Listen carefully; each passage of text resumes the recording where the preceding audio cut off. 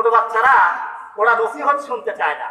ওকে আপনি বলবেন যে বাবা তুমি এই কাজ করবা, এই কাজ করবা, বেশি বেশি আপনি অ্যাডভাইস করবেন, তাকে উপদেশ দিবেন, এটা মানবে না। ও দেখা দেখি শেখে। যখন দেখবে যে মা রান্না করে, আপনার বাচ্চা যদি ছোট্ট নিয়ে থাকে, দেখবেন ও ছোট পাতিলের ব্যবস্থা করে, পারে না পারে না? মা বড় বেগুন দিয়ে রান্না বান্না করে, অবন্ধদের ছোট্ট ছোট্ট মেয়েরা ওই আজ পাথারে পাওয়া যায় ছোট ছোট বেগুন, ঝাড় জঙ্গলে ওই বেগুনের ব্যবস্থা করে। মা মশলা মরিচ পেছে, ছোট্ট ছোট্ট ছেলে মেয়েরা ইটের গুঁড়ো গুঁড়োকে মশলা বানায় পিষতে থাকে।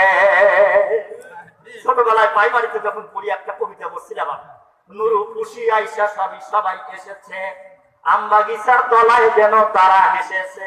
আপনারা পড়েন নাই? আমার বয়সের যারা পড়েছেন, নুরু খুশি আইসা সবাই এসেছে, আম বাগিচার তলায় যেন তারা হেসেছে, রাধুনীদের শখের রাধার পড়ে গেছে ধুম, বৈশাখ মাসের এই দুপুরে নাইকো কারো ঘুম, বাপ মা তাদের ঘুমিয়ে আছে এই সুবিধা পেয়ে, বনভোজনে মিলেছে আদি দুষ্ট পাটি মেয়ে, বসে গেছে সবাই আদি ভোজের নিমন্ত্রণে, কেউ বা বসে হলদি পাশে, কেউ বা রাধে ভাত, কেউ বা বলে দুধ তরি ছাই পুড়ে গেল হাত। বলেন কথা ঠিক না?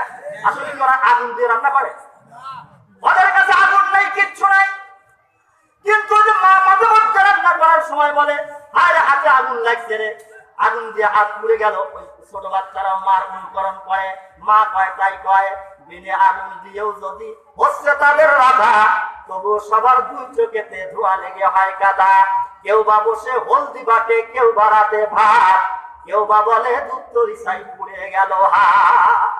কেউ হলদি বাটে, আরেকদিন মশলা বেশি, আরেকদিন ভাত পাকায়, আবার ওরা পুতুলের বিয়েও দেয়। ধরে বলেন কথা ঠিক না ঠিক? তার মানে বাড়িতে যেন একটা বিশাল আয়োজন। ওদের ভাত ভর্তি দেখে মনে হয় বাড়িতে একটা বিশাল আয়োজন। আমার দু তিনটা আছে, ওরা ছোট ছোট, ওরা দুপুরের খাবার সময়টা পর্যন্ত পায় না।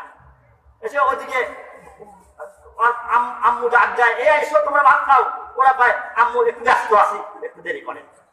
আমি আবার গিয়ে জিজ্ঞাসা করে দেখি কি ব্যস্ততা তোমাদের? তার মানে এক পুতুলের সাথে আর এক পুতুলকে বিয়ে দেয়, এটা হলো ব্যস্ততা। কথা ঠিক করে বাচ্চারা সবসময় অনুসরণ করে আব্বা আম্মার।